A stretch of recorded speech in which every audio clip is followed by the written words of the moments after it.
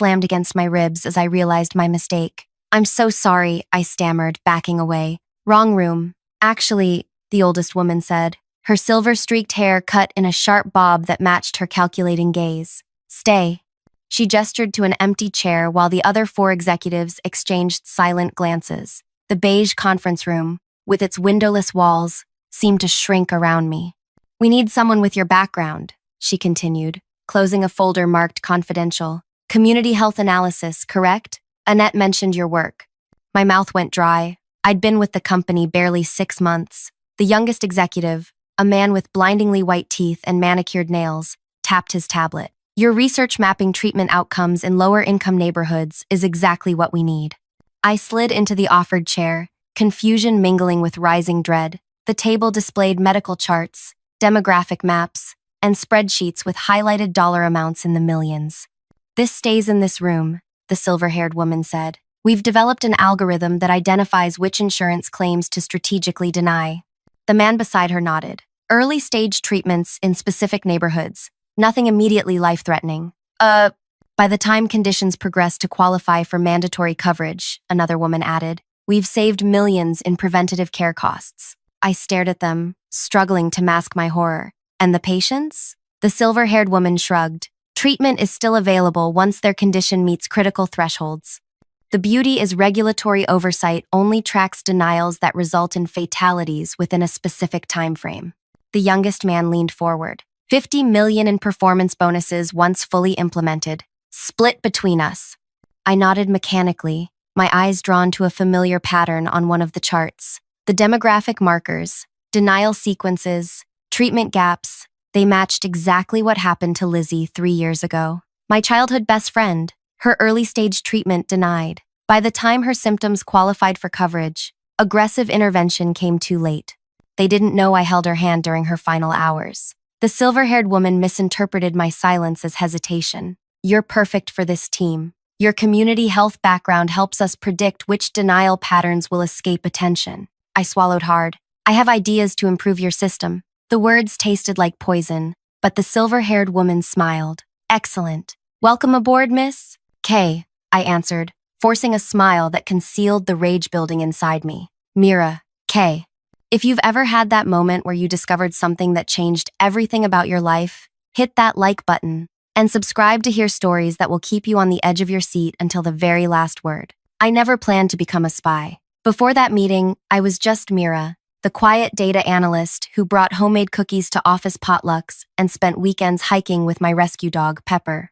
32 years old with an apartment full of plants and a degree in public health that had landed me a respectable job at a healthcare analytics firm. People always described me as careful, methodical, the one who color-coded her calendar and triple-checked restaurant bills. My mother called it being responsible. My ex called it being boring before he left for someone more spontaneous. But being careful meant I noticed patterns others missed. It meant I remembered details that seemed insignificant until they weren't. Like how Lizzie's insurance denial letters all came on Tuesdays. How her appeals disappeared into administrative black holes. How the customer service representatives read from identical scripts when I called on her behalf while she grew too weak to hold the phone. What these executives didn't know was that I hadn't joined their company by accident.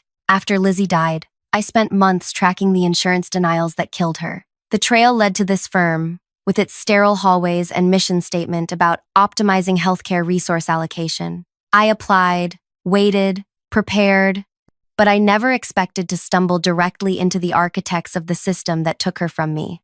Now, sitting among them with their expensive watches and casual cruelty, I realized my careful nature had finally found its purpose. They thought they were recruiting an analyst. They had no idea they'd just invited in their destruction. Lizzie and I met in 3rd grade when she shared her lunch after bullies tossed mine into a puddle. For 20 years after that, she remained the brightest part of my life, the friend who knew all my secrets, who stayed up all night when my father died, who convinced me to apply to college when I was ready to give up. She was a kindergarten teacher with a laugh that made strangers smile and a habit of adopting stray animals. "The broken ones need us most," she'd say, nursing yet another 3-legged cat or blind guinea pig back to health.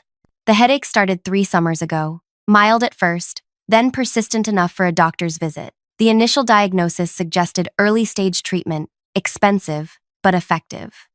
Her insurance denied it as experimental. We appealed. They denied again, recommending standard observation protocols. While we navigated paperwork labyrinths, the headaches worsened. Vision changes followed. By the time her symptoms qualified for the approved treatment pathway, the tumor had grown. I spent her final weeks sleeping in a hospital chair, watching machines monitor her decline. The night before she died, during a rare moment of clarity, she squeezed my hand. "Promise you'll still find joy," she whispered. I promised, not knowing how I could keep it. After the funeral, I requested her complete medical records. The hospital was reluctant, but eventually relented to my persistence. I created a timeline of every denial, every appeal, every delayed approval. Patterns emerged. This wasn't random bureaucratic cruelty. It was systematic, algorithmic. I tracked similar cases, mapping denial clusters against demographic data. The evidence pointed to a deliberate strategy. The healthcare analytics firm that created these patterns hired me 6 months ago. I arrived with a fabricated resume, highlighting my data skills while concealing my connection to Lizzie. Every day I smiled at people who never knew I spent nights constructing a case against their company. And now, through a mistaken door, I'd found the architects themselves. 5 people who spoke about preventable suffering as cost optimization, who never saw the kindergartners making get-well cards for their absent teacher, who never held someone's hand while they struggled to remember your name after 20 years of friendship. The silver-haired woman, Gloria, was clearly their leader. The youngest man, Drake, handled the technological implementation. The others, Vince, Penny, and Tomas, managed regulatory compliance, financial projections, and medical oversight respectively. They operated as a closed unit, keeping their projects secret even within the company. They called it the Threshold Initiative. I called it murder by spreadsheet. For 5 months, I became essential to their operation. Each day required a perfect performance, enthusiastic enough to earn their trust, restrained enough to appear professional. I suggested enhancements to their system, subtle modifications that created traceable patterns while appearing to improve efficiency. I guided which patient groups to target while secretly documenting every decision. Weekends, I volunteered at community clinics, identifying patients affected by similar denial patterns. My apartment wall transformed into an investigation board hidden behind a curtain. Each night I added to my shadow database tracking every case, creating a comprehensive map of their operation. The close calls accumulated. Once, Gloria questioned why I needed access to historical data. Establishing baselines, I explained, maintaining eye contact despite my racing pulse. We need to understand normal denial rates to avoid patterns that might trigger regulatory attention. She studied me for uncomfortably long seconds before nodding. Smart, I knew you were the right addition. Another time, Tomas, their tech specialist, nearly discovered my hidden code during a system review. "What's this subroutine?" he asked, pointing to a section of code I'd written to extract data. My mouth dried instantly. "That's the custom filter for demographic variables," I said, reaching over to scroll to another section. "But I'm more concerned about this security vulnerability. Anyone with basic access could potentially view the executive summary reports." His attention successfully diverted to the genuine flaw I'd identified. My extraction code remained undiscovered. The hardest moments came during their casual lunch conversations, listening to them joke about creative resource allocation while I remembered Lizzie's funeral, watching them calculate bonus distributions while I calculated how many patients would suffer under their system. Some nights, running calculations on my potential share of their promised $50 million, I considered taking the money and helping affected patients directly. With that much, I could fund an entire clinic. But it wouldn't stop the system they were building, a system designed to replicate across other insurance providers. Everything hinged on the handoff meeting, when they would transfer their completed system to insurance company partners. I had volunteered to create the transition protocol, and they had eagerly agreed, impressed by my attention to detail. "This implementation will define healthcare cost management for decades," Gloria told me, her hand resting briefly on my shoulder. "You'll never have to worry about money again."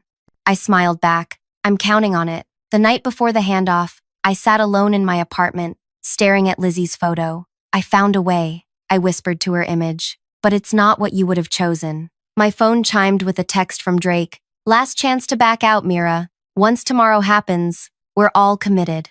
I stared at his message, fingers hovering over the keyboard. What I planned risked everything. My career, possibly my freedom. If I failed, they would destroy me professionally, and maybe worse. I thought of Lizzie's last coherent words to me, "Promise you'll still find joy." I texted back, "I'm all in." The morning arrived clear and cold. I dressed carefully in a charcoal suit that cost a month's salary, an investment in appearing as polished as the others. My entire plan depended on maintaining absolute composure for exactly 90 minutes. I arrived early to prepare the conference room, setting up the presentation materials and checking my hidden programs one final time. A last-minute code adjustment, a triple check of my emergency backup. Gloria arrived first, immaculate in designer navy, diamond earrings catching the light. "Nervous?" she asked, noticing my tight grip on my tablet. "Excited," I corrected, forcing relaxation into my shoulders. "This is what we've worked for." She smiled, patting my arm. "You've exceeded every expectation, Mira. I've already spoken to the board about creating a permanent position for you on the executive team." The others filtered in, followed by representatives from 3 major insurance companies. Introductions circled the room: senior vice presidents, chief medical officers, legal counsel. Gloria introduced me with understated pride. "Our data architect," she called me, "the final piece that made our system truly exceptional." The insurance executives nodded politely, unaware that I had spent the night ensuring their companies would never implement the system they came to purchase. As Gloria began her opening remarks, I connected my tablet to the main presentation screen. My pulse thundered in my ears as I navigated to the presentation file. Everything, my revenge, my promise to Lizzie, justice for thousands of patients, depended on what happened in the next 20 minutes. I clicked open the file, and for a terrible second, nothing happened. The screen remained blank. Then the screen flickered to life. My custom presentation loaded, showing the innocent-looking dashboard Gloria and the team had approved. The faces around the table relaxed. I steadied my breathing. "The Threshold Initiative represents a breakthrough in claims management," I began, reciting the practiced words while my thumb hovered over the hidden command on my tablet. "As you'll see in this demonstration, we've created a system that identifies optimal denial pathways while maintaining regulatory compliance." I walked the executives through the surface features, watching their eyes light up at projected savings. Numbers scrolled across the screen, millions in avoided costs, each dollar representing a real person denied care that could prevent suffering. "The key innovation," I continued, "is how the system remains undetectable to oversight agencies." Drake nodded enthusiastically from across the table. "Show them the demographic sequencing, Mira." This was the moment. I tapped a sequence on my tablet that looked like a standard navigation gesture but activated my hidden program. "The system includes an automatic oversight function," I said, my voice steady despite my racing heart. The screen transformed, displaying a different interface than what my team had ever seen. It identifies denial patterns and flags potential discrimination. Before anyone could react, the screens around the room filled with thousands of actual patient cases, all connected to test versions of their system, already quietly implemented in select markets over the past 3 months. Gloria half rose from her chair. "This isn't the approved presentation," she hissed. I continued as if I hadn't heard her. "This oversight function has been running for months, documenting every denied claim, every patient outcome, and every executive decision." The insurance executives exchanged alarmed glances. One opened his laptop, fingers flying across the keyboard.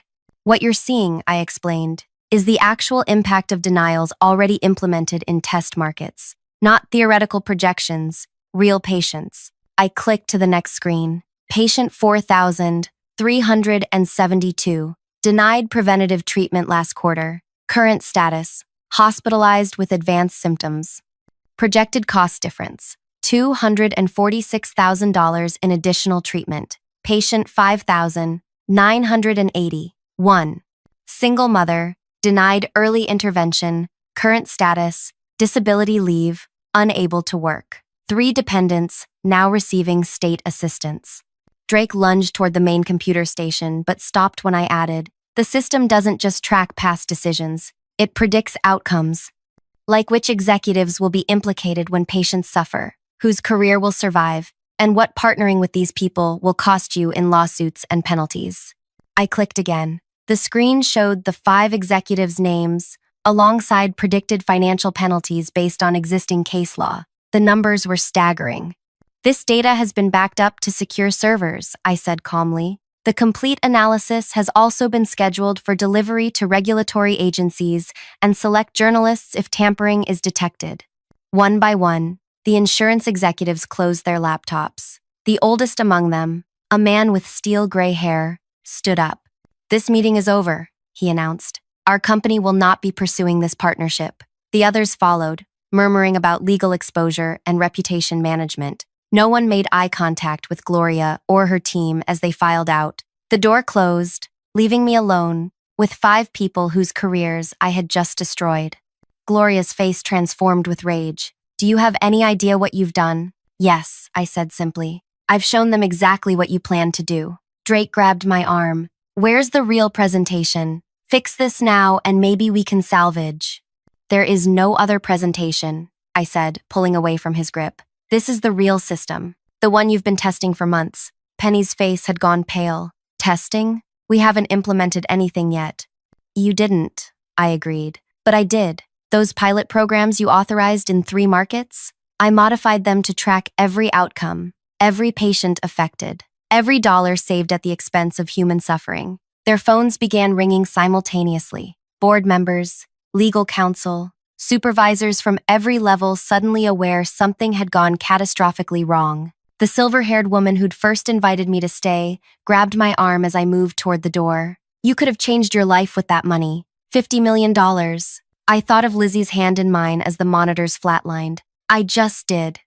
I walked out, leaving behind their systems still running on screens, now calculating the precise financial cost of their collapsing scheme. No dramatic arrests, no public showdown. Just the cold math of consequences, turning their own weapon against them. In the elevator, my legs finally began to shake. 3 years of grief, 6 months of planning. It was done. My phone buzzed with a text from an unknown number. "Smart Play, need to talk. Central Park, Bethesda Fountain, 1 hour." I stared at the message, wondering which of the insurance executives had sent it. This wasn't part of my plan. I had expected to clean out my desk and disappear before the full fallout began. But curiosity, the same trait that had helped me unravel their scheme, won out. "Who is this?" I texted back. The reply came instantly. "Someone who knows about Lizzie Adams." My blood froze. I had never mentioned Lizzie to anyone at the company. Her connection to me wasn't in any public record. I had been meticulously careful. The elevator doors opened to the lobby. Security guards stood near the entrance, but they weren't looking for me yet. I walked past them, fighting the urge to run. Outside, autumn air hit my face. I had imagined this moment differently, a sense of triumph, perhaps, or at least relief. Instead, fear crawled up my spine. Someone knew about Lizzie. Someone knew why I'd done this. I hailed a cab to Central Park, checking constantly for followers. The fountain area was busy with tourists taking photos and children chasing pigeons. I found an empty bench with a clear view of all approaching paths and waited. 15 minutes passed. My phone remained silent. No mysterious strangers approached. Then a woman sat beside me. She wore a simple gray coat and carried a coffee cup, mid-40s, with short brown hair and unremarkable features. Nothing about her screamed corporate or executive. "Mira Kay," she said, not looking at me but watching the fountain. "Or should I say, Mira Collins. You changed your name after college." I tensed, ready to leave. "Don't go," she said quietly. "I'm not here to threaten you. I'm here to offer you a job." I almost laughed. "A job? I just torpedoed a multi-million-dollar corporate initiative. I'll be unhireable within hours." She sipped her coffee. "Not with us. We've been tracking the Threshold initiative for months. We knew something was happening, but couldn't get inside. Then you appeared." "Who is we?" "Patient Protection Alliance," she said. "Private watchdog organization. We monitor healthcare companies for precisely this kind of exploitation." I'd heard of them, a small but respected advocacy group, known for their investigative work. "Why should I trust you?" She finally turned to look at me. "Because I knew Elizabeth Adams. Not well, but I interviewed her 3 weeks before she died. She was trying to report what happened to her, but she was too sick to follow through. Her records disappeared from the hospital system after her death." My throat tightened. "I kept copies." "I know," she nodded. "You've been very thorough, more than we expected." "You've been watching me? Since you applied at Healthcare Analytics Partners, your background check was too perfect. the gaps too neatly filled. She handed me a business card with just a phone number. What you did today will stop one initiative, but there are others. Different companies, different algorithms, same outcome. We need people who can recognize the patterns. I stared at the card. You're offering me a job as what? Corporate spy? Patient advocate with specialized skills, she corrected. The money's terrible compared to what you just walked away from, but you'll sleep better. My phone buzzed with a news alert. The company's stock had dropped 12% in the last hour. Unusual trading activity had triggered regulatory attention. They'll come after you, she warned. Not just legally. They'll try to discredit you, paint you as unstable, vindictive. Having institutional support will help. I need time to think, I said, slipping her card into my pocket. She stood. You have until tomorrow. After that, things get complicated for everyone. As she walked away, another text arrived on my phone from Drake. This isn't over. We know what you did. The next 12 hours passed in a blur. I returned to my apartment long enough to collect my pre-packed emergency bag, my laptop, and Pepper. My neighbor had agreed weeks ago to watch my plants. If I needed to travel suddenly, I left her a note and my spare key. At a hotel across town, I checked in under a name I'd established months earlier, paying cash for 3 nights. In the room, I connected to the hotel Wi-Fi through multiple proxies and checked the developing story. Healthcare Analytics Partners had announced an internal review of unauthorized testing protocols. 2 board members had resigned. The stock continued falling in after-hours trading. Industry forums buzzed with rumors about what had happened in that meeting room. I ordered room service for dinner, feeding Pepper bits of my hamburger while scrolling through encrypted messages from my network of clinic contacts. Reports were coming in of suddenly approved claims, insurance companies frantically reviewing denials that matched the patterns I'd exposed. At midnight, I finally allowed myself to open the small box I'd brought with me. Inside lay Lizzie's medical bracelet from her final hospital stay. I'd kept it as a reminder of my promise to her. I found joy today, I whispered, running my finger over the embossed name. It just looked different than we thought it would. My burner phone rang, the woman from the park. Turn on channel 8, she said without preamble. The local news showed Gloria leaving the company headquarters, surrounded by reporters. Her composed facade had cracked, showing the desperation beneath. These allegations are completely unfounded, she was saying. Our company has always prioritized patient outcomes. The reporter's voice cut in. Sources inside the company claim test markets showed increased hospitalization rates, directly correlated with new denial protocols. Can you comment on that? Gloria's face tightened. No comment at this time. The woman on the phone spoke again. They're looking for you. Your identity hasn't leaked yet, but it will. Have you decided? Through the window of my hotel room, I could see the city lights stretching to the horizon. Somewhere out there, patients were getting calls about reconsidered claims, treatments suddenly approved, lives potentially saved, but also people hunting for me, executives whose millions had evaporated, a system wounded but not destroyed. If I join you, I said, I want to go after the others, all of them. That's why we want you, she replied. Get some sleep. We'll contact you with a meeting location in the morning. I ended the call and sat on the edge of the bed, suddenly exhausted. Pepper curled against my side, his warm weight, a comfort in the anonymous room. My revenge against Gloria's team was just the beginning. The system that killed Lizzie was bigger than 5 people in a conference room. It spanned companies, crossed state lines, hid behind bureaucratic language, and complex algorithms. I had struck the first blow, but the real fight was just starting. As I drifted towards sleep, my phone lit up with one final message, from a number I didn't recognize. Thank you. My mother's treatment was approved today after 6 denials. Whatever you did, it worked. I stared at the message, wondering which of the thousands of cases I'd tracked had reached this unexpected happy ending. For the first time since entering that conference room by mistake, I felt something beyond anger or determination. Hope, small but persistent, like the first spark of a fire that could eventually burn down an entire corrupt system. Tomorrow would bring new dangers, but tonight I had kept my promise to Lizzie. I had found joy in the most unexpected place, revenge served, not cold, but healing warm. Morning arrived with sharp clarity. I woke disoriented before remembering, hotel room, revenge underway, life irrevocably changed. Pepper whined softly from the foot of the bed, his routine disrupted. Sorry, buddy, I whispered. scratching behind his ears. Normal isn't on the menu anymore. My burner phone chimed with a message containing an address and time, 10 a.m., a coffee shop in a quiet neighborhood. I showered quickly, dressed in nondescript clothes from my emergency bag, and triple-checked that my laptop's encryption was active. The local news played quietly as I prepared to leave. The healthcare analytics partner's story had moved from business sections to front-page headlines. Internal whistleblower exposes healthcare Daniel Sheem, blazed across the screen. I paused, watching with a mixture of satisfaction and terror as a company spokesperson delivered carefully crafted damage control.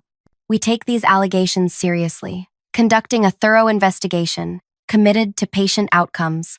Empty words from people scrambling to distance themselves from disaster. A knock at my hotel room door sent ice through my veins. Too early for housekeeping. I hadn't ordered room service. Ms. Jones? Called a woman's voice, using the false name I'd checked in under. Front desk message. I approached silently, Pepper at my heels. Through the peephole, I saw a young woman in a hotel uniform holding an envelope. Leave it, please. I called through the door. I need a signature, she replied. Slide it under the door. A pause. Of course, ma'am. A white envelope appeared beneath the door. I waited until her footsteps receded before retrieving it.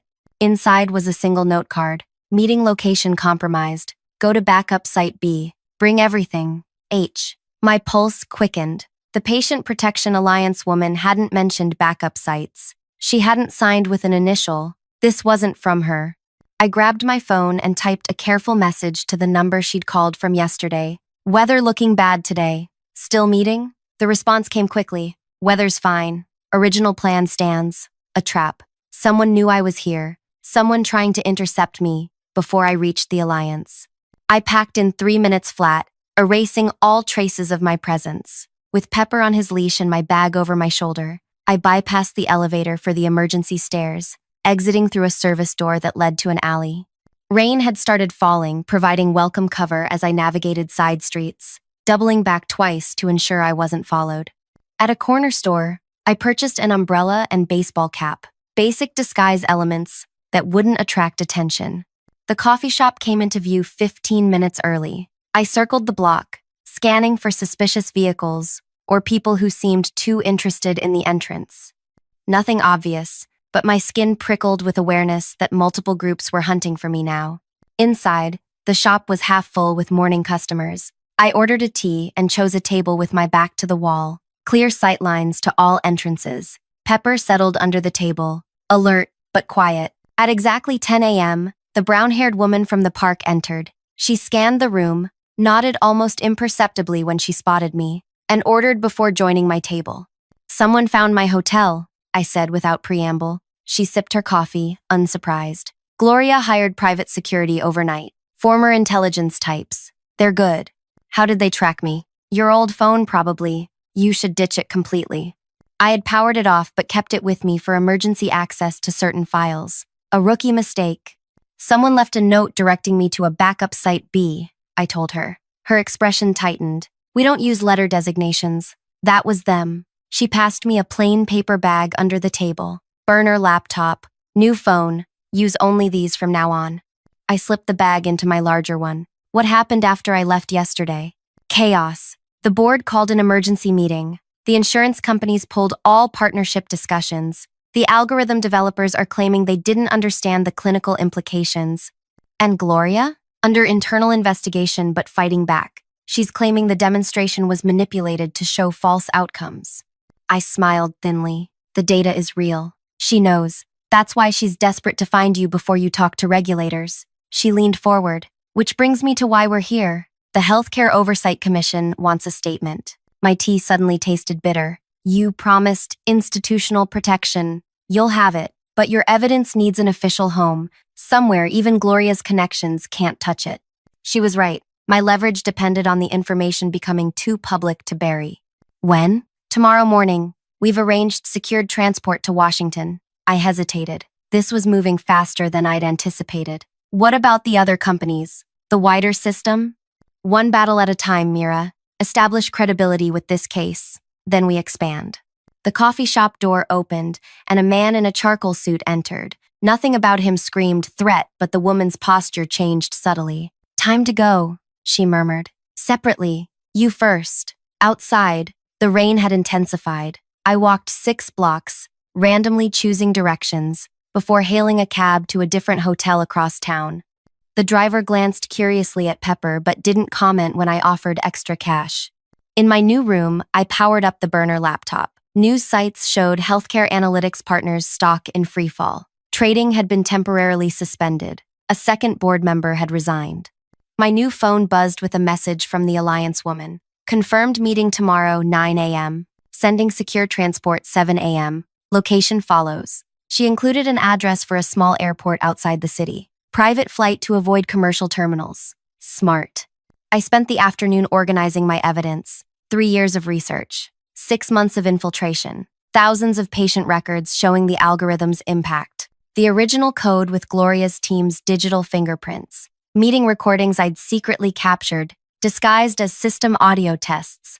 Enough to bury them completely. As evening approached, doubts crept in. What if Gloria's team had planted countermeasures I hadn't discovered? What if the Alliance wasn't what they claimed? What if regulatory capture meant even damning evidence would disappear into bureaucratic limbo? I messaged the clinic network I'd built during my investigation, healthcare workers who'd helped identify affected patients. Status update on previously flagged cases? Responses trickled in throughout the evening. 3 approvals today. Patient 44 got treatment authorization this morning. Insurance company called to review. Previously denied claim. The system was already reacting, trying to cover tracks by suddenly approving what they deliberately denied. Too late for some, but potentially life-saving for others. At midnight, I allowed myself 2 hours of fitful sleep before continuing preparations. The hotel room television provided background noise until a familiar face appeared on screen. Drake, the youngest executive from Gloria's team. He looked haggard, his polished appearance replaced by obvious stress. As Chief Technology Officer, I want to clarify that I had no knowledge of how this algorithm was being implemented, he stated to reporters outside his apartment building. My role was purely technical. The ethical implications were never fully disclosed to me. I laughed bitterly. He'd been the one most excited about the bonus millions, practically salivating over projected figures during planning meetings. The interview continued, Drake distancing himself further from Gloria, with each careful statement. When concerns were raised by certain team members, they were dismissed. I personally questioned several implementation protocols. Pure fiction. He'd never questioned anything except how quickly they could scale the system to more markets. The reporter pressed. Sources indicate the whistleblower was part of your immediate team. Did you have any indication of their concerns? Drake's expression flickered, anger quickly masked by practiced sincerity. I believe this individual felt unable to bring their concerns through proper channels. Our company culture clearly needs examination to understand why. The audacity was breathtaking. He was repositioning himself as a potential ally to the whistleblower, to me, while private security hunted me across the city.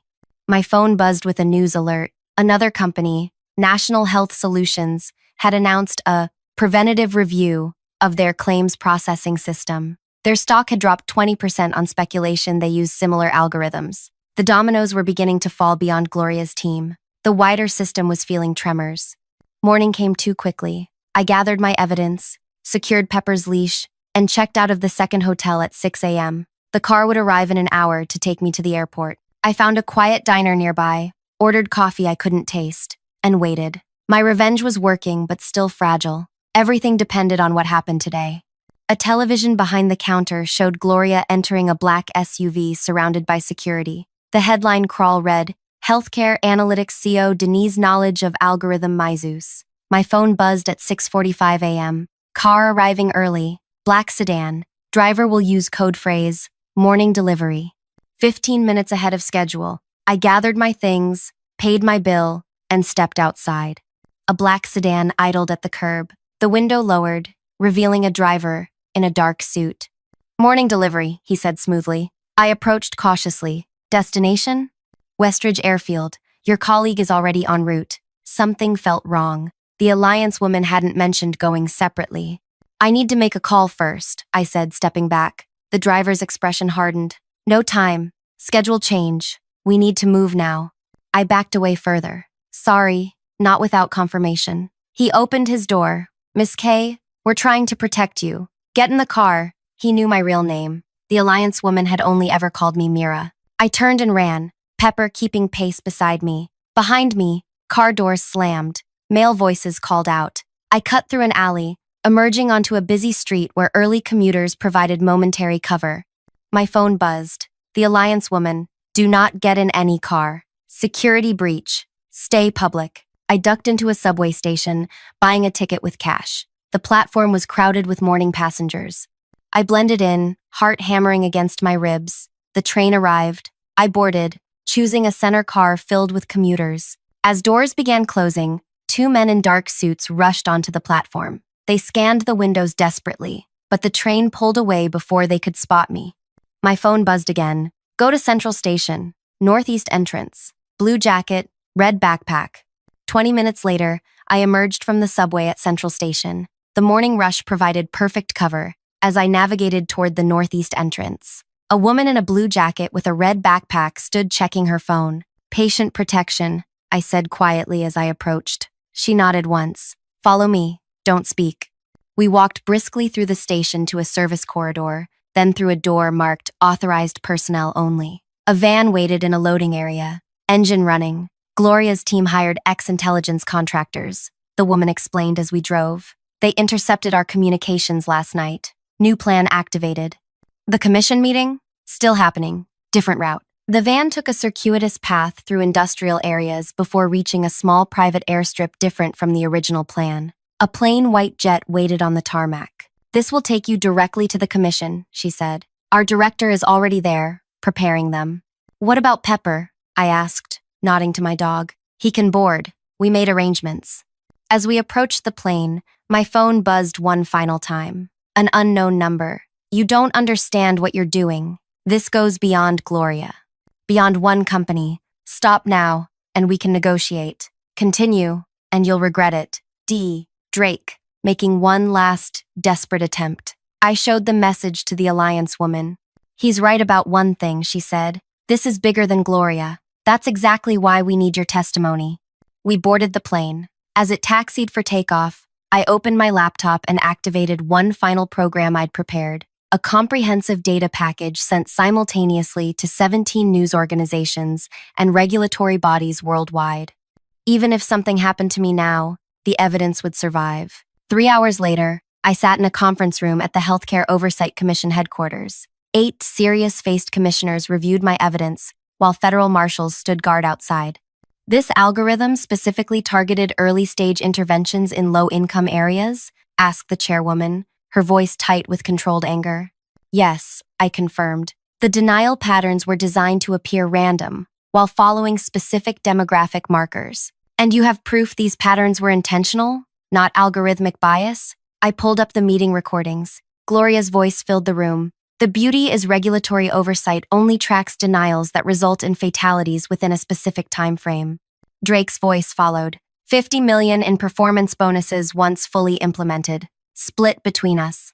The commissioners exchanged glances. This is criminal, one murmured. There's more, I said, opening the final file. While infiltrating their system, I discovered connections to 7 other healthcare companies using variations of the same algorithm. Different interfaces, different names, same outcomes. I displayed a network map showing the connections, a web of deliberate patient harm spanning the entire healthcare industry. This isn't just about Gloria's team, I explained. They were perfecting what others were already doing. The entire system is built to deny care while appearing to follow regulations.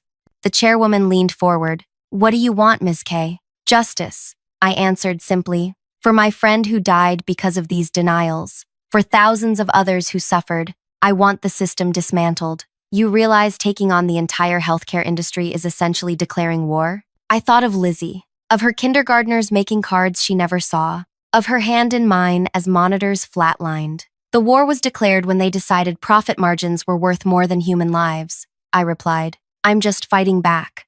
3 days later, from a secured location, I watched Gloria being escorted from Healthcare Analytics Partners headquarters by federal agents. Drake followed in handcuffs, his carefully constructed innocence shattered by the evidence I'd provided. The commission had moved with unprecedented speed, working with the Justice Department to file criminal charges against all 5 executives. Other companies implicated in my evidence faced regulatory investigation and shareholder lawsuits. The industry-wide algorithm network was exposed across national news. Terms like algorithmic healthcare denial and systematic treatment obstruction entered the public vocabulary. Insurance companies, desperate to avoid Gloria's fate, began mass approving previously denied claims. Treatments suddenly became available to patients who had been fighting for months or years. My clinic network reported the changes happening in real time, lives potentially saved by bureaucratic fear of being the next company exposed. The Alliance offered me a permanent position leading their algorithm investigation unit. With my identity now public, going back to anonymity was impossible. Instead, I would use my new platform to continue dismantling the system from the inside. 1 week after my testimony, I visited Lizzie's grave for the first time since beginning my infiltration mission. I placed fresh flowers beside her headstone and sat on the cool grass. It worked, I told her quietly. Not just Gloria's team, the whole system is cracking open. A gentle breeze rustled the cemetery trees. In my pocket, I carried dozens of messages from patients and families affected by my actions. People whose denied claims had suddenly been approved, whose treatments were now accessible. I kept my promise, I whispered. I found joy. It just looked like justice. The Alliance car waited at the cemetery entrance to take me to my next meeting, a congressional hearing where I would explain exactly how algorithms were being used to deny healthcare to those who needed it most. The fight wasn't over. The system wouldn't change overnight. Powerful interests would resist, regroup, try to undermine my credibility or limit the damage. But they had never faced someone with nothing left to lose, someone who had spent 3 years preparing for this moment, someone whose careful nature had transformed grief into methodical, unstoppable purpose. As I walked back to the car, my phone chimed with a message from the Alliance director. Breaking news. National Health Solutions CEO resigned. Board announced complete algorithm review and patient restitution fund. Another domino falling. The revenge I'd planned for 5 people in a conference room had cascaded into industry-wide reckoning. For Lizzie, for thousands of others, for a system that needed to be broken before it could be rebuilt. I typed a reply. This is just the beginning. Have you ever wanted to fight back against a system that seemed too big to change? Let me know in the comments. And if this story moved you, hit that subscribe button for more stories about ordinary people finding extraordinary courage. Because sometimes the most powerful acts of justice start with a single person who refuses to look away.